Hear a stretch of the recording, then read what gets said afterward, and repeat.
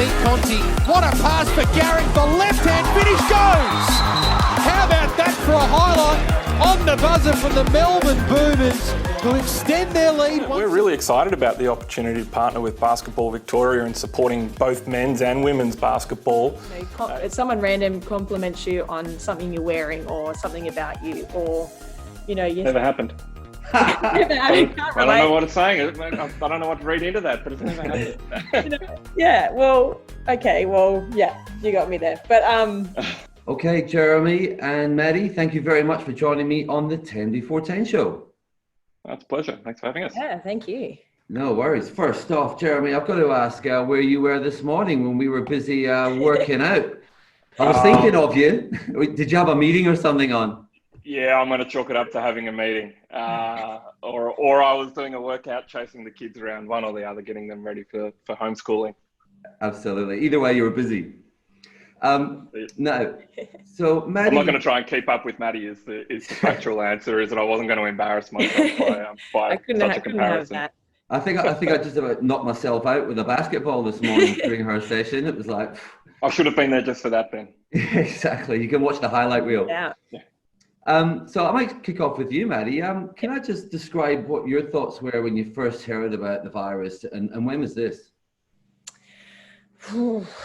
Well, I guess, so I was supposed to be going into the NBL 1 basketball season. So I just finished WNBL, and the NBL 1 season was happening in a few weeks after that. So I had to move out. I was living in St Kilda, so I had to move to like Nunawading area, because that's where I was playing. And then that's when we were all made aware of what was happening with the virus. And it was kind of, we might be... we might be having a season, we might not. Stadiums are going to be shutting down soon, all that sort of stuff. But I was actually, even prior to that, as soon as the WNBL season finished, going into 3x3 training. So we were supposed to be going to Olympic qualifiers in India, which were at the end of March. So we were going to training for that. We had a few training sessions. We had a few tournaments with the 3x3 hustle. And yeah, then it was kind of like, this is going ahead. We had one event at the Grand Prix, and even on the day, it was like, this is all going ahead. And then on the day, it's like the Grand Prix has been shut down, but we're still playing. And so they had a court set up there. We played, I think, one game, and then they're like, they're shutting everything down.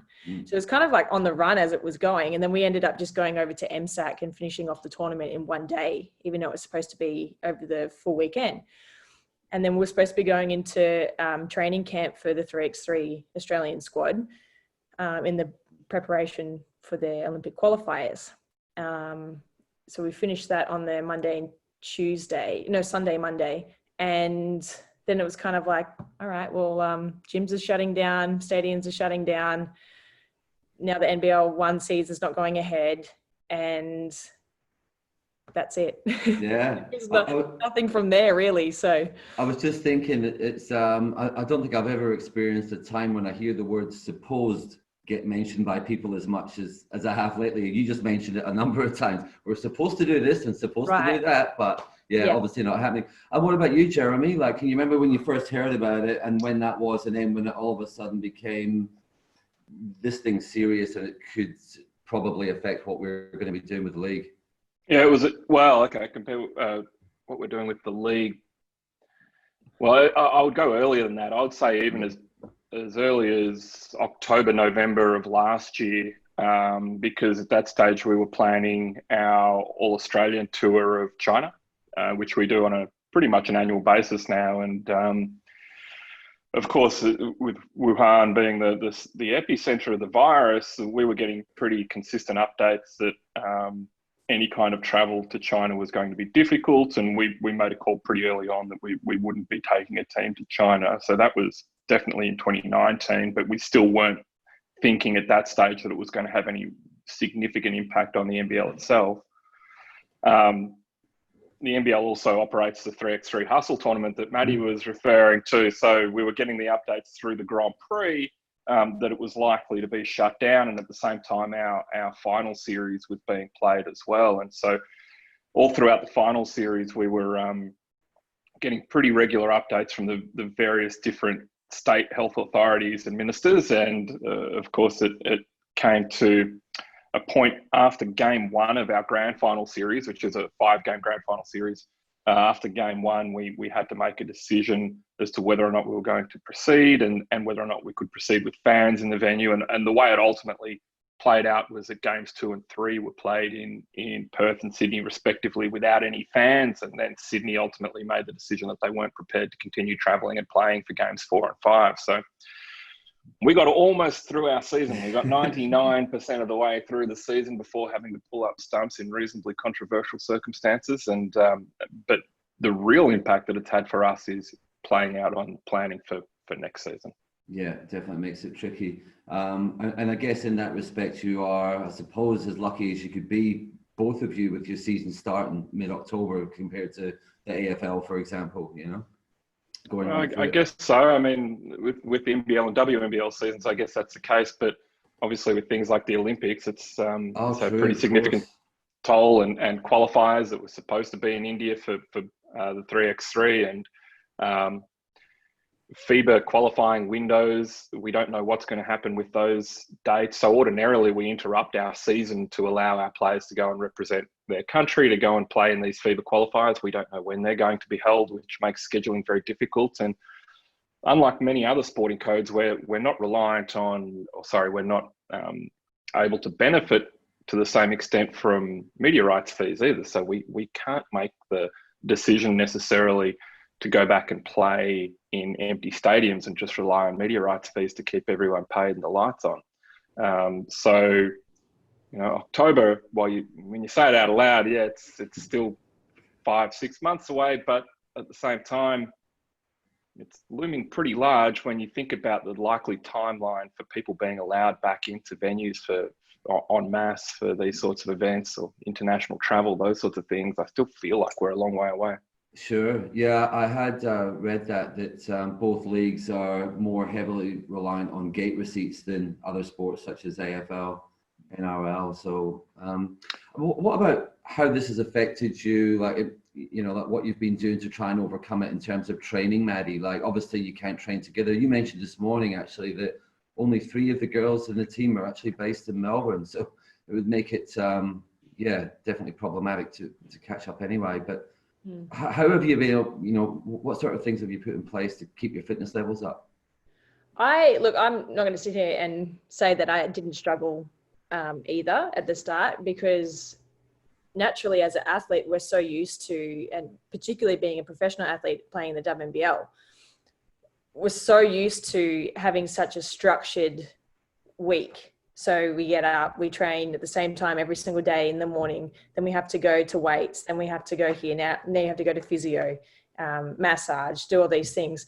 And then you have other commitments like meetings or appearances. So your week is set out for months and months and months. And likewise with the NBL one, a little bit less, more relaxed. And so it went from, having a daily, pretty much a day's planned out for months to nothing. And again, with those trainings, like you obviously do some trainings by yourself, but majority of them are either with a coach or with a teammate or at the gym with your strength and conditioning coach. So you always had someone there to kind of push you along as well. So that was the other part to it.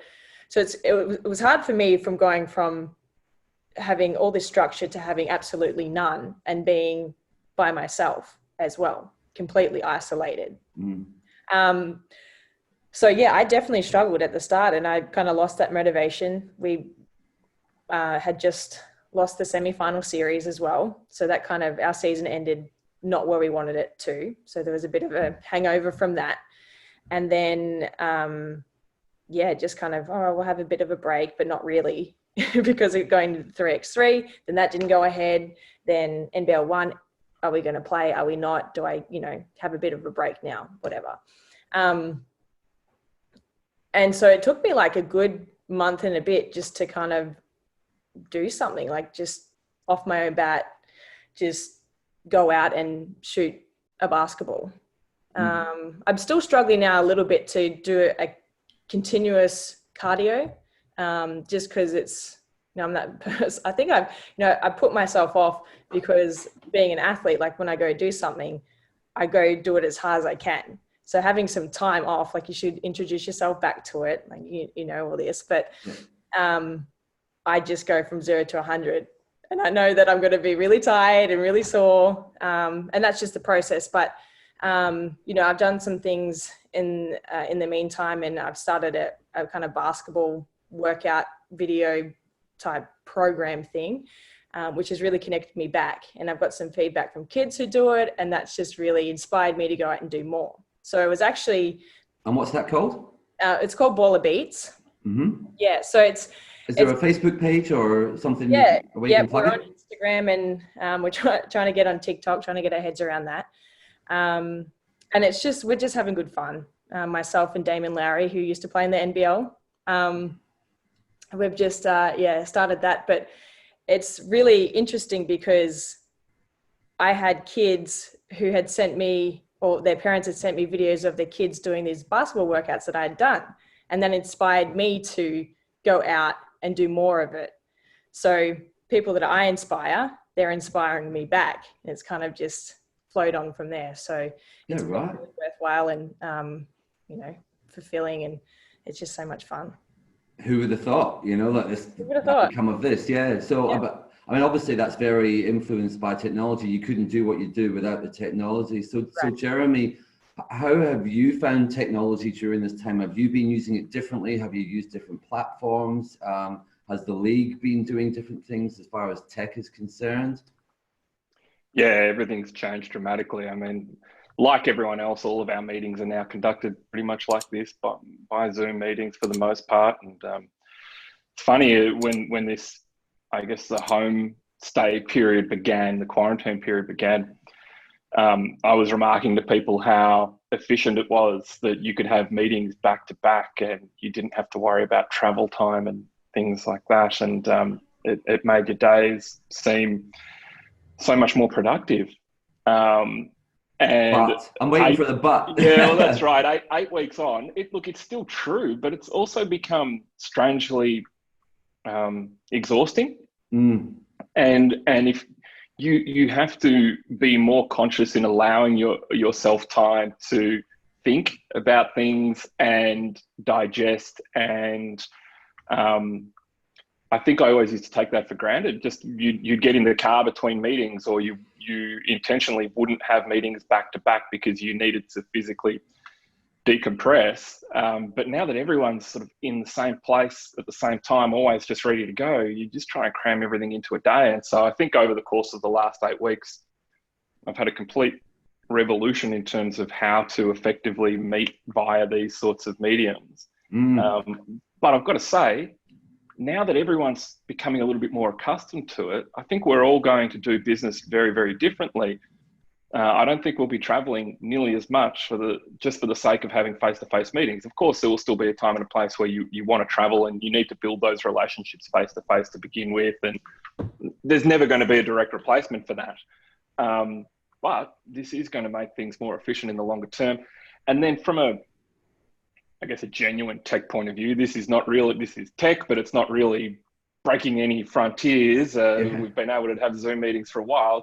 This is more about breaking down social barriers than it is about tech. We've been able to do this, but just haven't felt as comfortable. But from a straight out tech point of view, I think we've thought about the game very differently, and we've started thinking about contingency plans, particularly 2 months ago when we were really uncertain what the future was going to hold, and had to start thinking about potentially playing a season without any fans in the venue. I think it's very unlikely we're going to come to that now, but certainly the thought was there. And it does start you thinking about the old adage of necessity being the mother of invention, and different ways that you can produce your product so that it's a made-for-TV product, or different ways that you can bring a fan into the venue, or different ways in which you can have a player engage with the fan. And I think it's been really good to just sort of challenge the conventional thinking. We'll end up taking a lot of value out of it into the NBL proper, even when it returns to its usual format. Yeah, right. I know, as a company think tank, we've been discussing the very same thing, less flights, because flying, I mean, that's what really eats into your time with obviously the airports and all the rest of it. So I agree. I think it's going to be big changes coming up. So next, I just wanted to touch on, obviously there are some import players in both leagues. I know, Maddie, you've got Lindsay Allen and Sophie Cunningham in your team, both of which had great seasons last season. Are you hopeful you're going to be seeing them back on court sometime soon? Look, there's always that hopeful piece, because it's so incredible that, our league has now become a preferred league for WNBA players to come and enjoy a summer while they play. And of course, they can go make more money over in Europe or China. But it's, there's talk all around the world that we have a great league here. It's a great lifestyle and competition. So over the years, naturally the competition has got stronger and stronger, because we've got imports coming from the USA, Europe. I feel like I might be going out on a limb here, but I feel like maybe in a few years' time we might have people from Asia come over. Whether that's something, I don't know. But it's just the word of mouth and the exposure that we're getting across the world. And we're recognized as one of the best leagues, has been fantastic. But given the circumstances, and there's been a lot of things to consider, as Jeremy, you would know, travel restrictions, whether the season's going to be later, whether the WNBA season's going to go ahead or that's going to be delayed.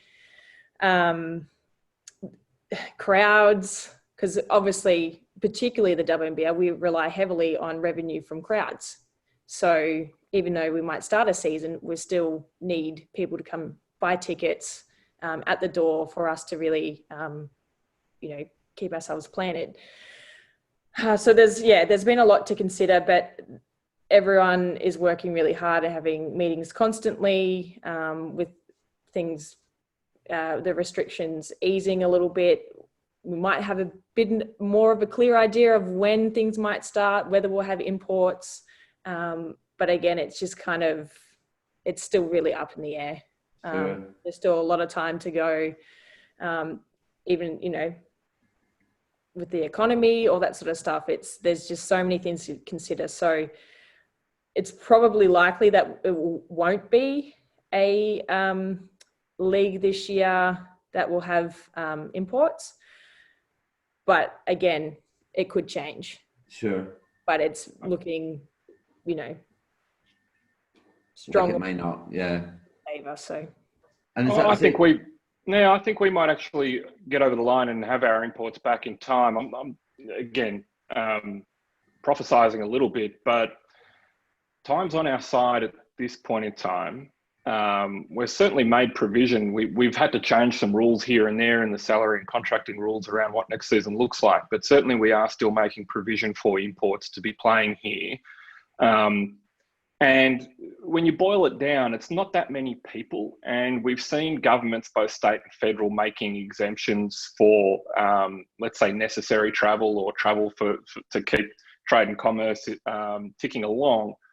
And if you think about both of our leagues as an export product and also products that are important for morale, as well as the commercial benefits and the people that it employs and all the rest, to bring, in our case, 18 players into the country is not a huge logistical undertaking, even if you had to have them in quarantine in their home country for 2 weeks and then in quarantine here in Australia for 2 weeks. It does all come down to the economics, as Maddie said, and you have to be able to justify the cost, and then you have to be able to make provision to pay them a salary that makes it worth their while to come to the other side of the world during what is a pretty sensitive time.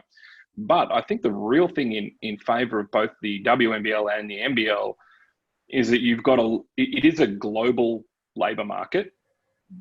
There are a lot of players who are used to playing all around the world who evaluate their opportunities around this time every year.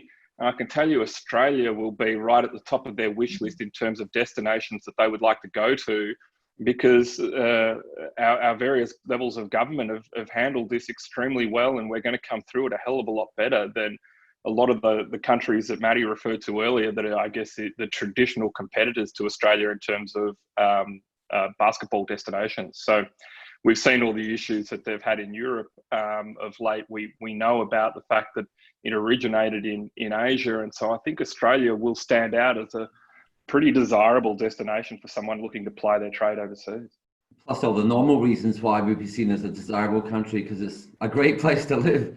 Yeah, and the fact that being in the Southern Hemisphere, they get to play over here in summer instead of traditionally basketball being a winter sport. So exactly, and being English speaking as well is important because, particularly for those players from Europe who are trying to get jobs ultimately in the WNBA and the NBA, coming here and being able to practice their English en route to those leagues is a tick in our column as well. Yeah, and I was thinking specifically as well about the Next Stars program, and that would be a real, you know, that's been such a huge success, and it's such a smart idea. To lose that for a season would be a real shame, you know. I don't think we'll lose. Well, we certainly won't lose it because completely serendipitously, our first two signings for Next Stars this coming season are both Australian, and they're both already here. So we've got at least two players going through the Next Stars program in Mojave King and Josh Giddey, who are both going to be absolute superstars. But certainly, we're still talking with a number of international players for the Next Stars program as well. A number of complications have come up there with the college system changing some of their rules and the NBA changing their G League arrangements as well, basically to compete with the Next Stars program, which is both a source of, I guess, some bragging rights and at the same time some concerns in terms of now having to really go out and compete for those best young players. But I think there's definitely room for both, and there has still been a lot of interest for the reasons I mentioned earlier, coming to Australia for a summer where people know that we've adapted really well to the change, and I think we'll be okay. I think we'll still see some pretty big names over here. Good to hear, good to hear. Now, Maddie, we sort of touched on this earlier, but as far as working from home and being at home for such an extended period of time, how have you found that? Like, I mean, obviously it sounds like it was trickier in the beginning, but like, you know, now you've got another interest. Like, how would you describe the experience overall? And have there been any surprises? I think, like Jeremy said before, kind of challenging the conventional way of thinking, but putting that towards being more creative and how you can still coach kids. So I've done individual with kids for years, and obviously we couldn't go out to a basketball court. I couldn't see them, but even just dropping in on a Zoom call.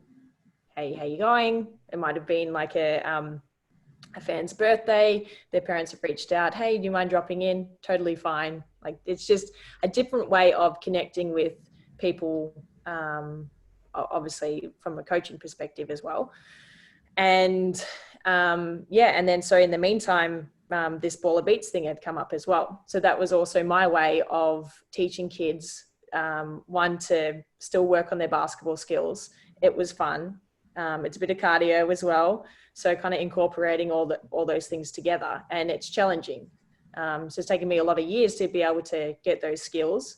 But again, these kids will watch the video.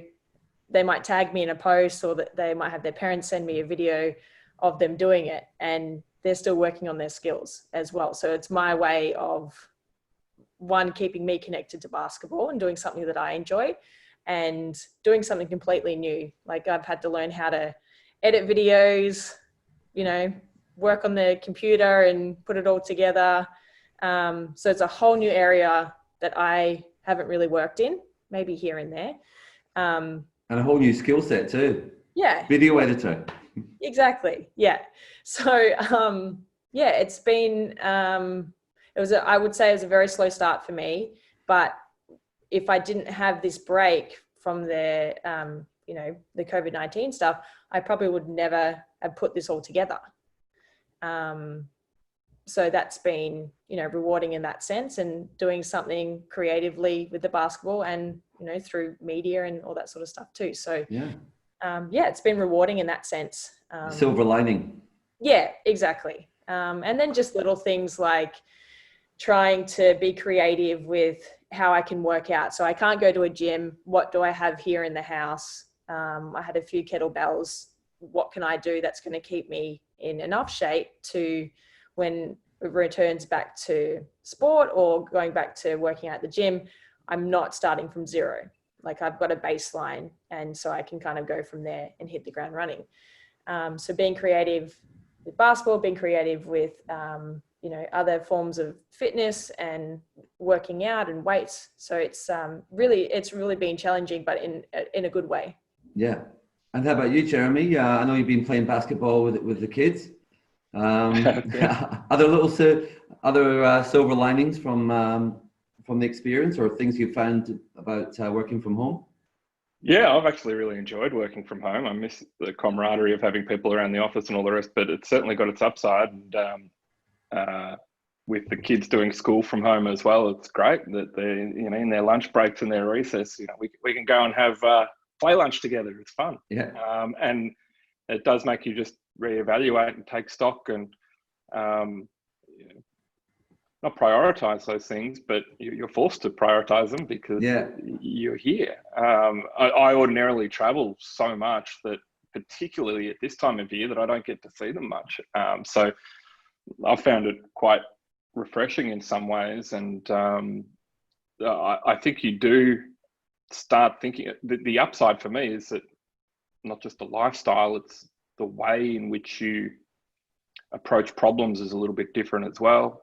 Not having everyone around you, you tend to, and when I say not having everyone around you, all staff, ordinarily we'd get in a room and we'd kick ideas around. And I found that you just necessarily do have more time in your day at the beginning and end of the days to cogitate. It's funny, the working day itself, everything's crammed in, and I find you don't have any time to really even scratch yourself. It's just go, meeting, email, and sometimes both at the same time. But then at the beginning and the end of the day, I think because you're at it in such a focused way that you get to the end of the day and it's hard to switch off. And so then your brain starts processing everything that happened through the day. But it means you're thinking more than you are speaking for those last couple of hours of the day. And for mine, I find that just coming up with new ideas rather than, I don't want to say being interrupted by doing it in a group format, but that's essentially what it is. It's just stream of consciousness stuff. I found that more so than when I'm at the office, I've had a pen and paper by my side and I'm just constantly scribbling down ideas and thoughts and challenges. So I've actually quite enjoyed coming at it from a different approach, and I think I'll take a lot of that back to the office with me, which it's on the horizon now too. Yeah. Going back to work potentially next week. I'm in the office a couple of days this week, starting to have people around a little bit more. It's you start thinking about things quite differently. Well, everyone went back, or pretty much everyone went back to work yesterday in WA here. Right. Yeah. So. But just on that note, what you were saying, I've spoken to some people who think that, all the things you've said, I've had conversations with other people about, and one of the other things they said was, often they'd get into the meeting with the exec team or whoever it is, and there'd be a lot of banter going around, and there's still a bit of banter, but the amount of time in the week is spent on, banter, if you like, that's been reduced quite a bit as well. So I guess it falls on. Instead, we all start our conversations now with, what are things like in your part of the world? And I cannot tell you how much I'm looking forward to having a conversation that doesn't begin with, what's coronavirus like in your part of the world? I'll be glad to see the back of that. I don't mind that question, actually, because in WA, it's been pretty great the whole time. So anyway, enough about WA. Yeah. Anything else you guys wanted to add about... I was going to ask, but perhaps about, positive things that you've taken from the situation, but I think we've already covered that. I mean, I guess, I suppose, Maddie, what would it look like? I guess, what does the light at the end of the tunnel look like for you? Like, ideally, how would you see the next few months playing out? Pardon the pun. Right. Well, obviously, just going back to somewhat normality, but I don't know whether it's really going to be normal as it was. This is still going to go on for a while with things that are going on, but even just, everyone's had to think creatively in some sort of way, like we've just been talking about. So new ideas, new things, the way things are done, it's going to be different. But for me, I was thinking the other day, and it's really interesting. I know that I really enjoy having the right people around, but through this time, it's become very evident that I thrive off the right energy of people. So I think that's why I struggle at the start too, because although I very much need and enjoy my own personal time, I definitely get a lot of energy and happiness through the connection of other people in person. And so I think for me, and I've already kind of started it when I've had to go out to challenge myself, and it's from a personal growth type of thing too, but to challenge myself to have some sort of interaction, whether it's a conversation, of some sort with a complete stranger. Right. Just, that social connection. And when you think that if someone, someone random compliments you on something you're wearing or something about you, or, Never happened. I don't know what it's saying. I don't know what to read into that, but it's never happened. Yeah, well, okay, well, yeah, you got me there. But yeah, or just someone smiles at you and asks you how you're going, and it's just that you feel really good for the rest of the day. Yeah. So I think going back to being able to be around people, just bringing that energy too, and it's kind of, you see someone do it or someone compliments you, then it's like it's a ripple effect. You might do it to someone else, and just kind of keeping that positive energy. So where I notice that is when I'm out for a run, and and someone will come past, and 80% of the time when you say hi, g'day, whatever, like you'll get it back, but sometimes you won't, and you might get that 3 times in a row, and you're like, what is it with people today? But you always just got to say it the 4th time, and the 4th person will say hi again. But just little things like that when you're out. Well, I find it's not being around basketball courts. I miss that kind of thing, because at a basketball court, you grab someone else's rebound, throw the ball back to them, and it's a conversation starter. And, hey, thanks, man. Or someone hits a shot and it's a nice shot, and you just start this banter with people that you wouldn't ordinarily talk to. But I also find it not going and watching the kids play basketball at the moment, it's those unplanned social interactions that I'm missing. It's not, people that you go out of the way to make time to go and catch up with for a coffee, you can still do that because you can do it like this. But it's the bits that you don't plan that I'm finding you actually miss, where you would ordinarily just see these people organically because they're at the court and you see them every Saturday and you just bump into them. Those are the bits that feel like they're missing. Yeah. No, that's a very good point. What about you, Jeremy, though, as far as how would you really, realistically, what's an ideal next few months for you? Oh, the next few months are going to be frustrating, because it's by definition contingency planning, and you've got to come up with 3, 4, 5 different possible solutions. By definition, only one of them can eventuate. So somewhere between 60 and 80% of your time is going to be somewhat unproductive at the end of the day. But for me and all my team, you've got to go through that exercise at the minute and try and do everything we can to make sure that when the season does roll around, that it's even bigger and better than last year, which is a challenge. We've had 5 consecutive seasons now of growth in terms of both audience on TV and audience in venue. And so to try and make that 6 consecutive years coming off the back of coronavirus is going to be an interesting one. You might need a magic wand for that one.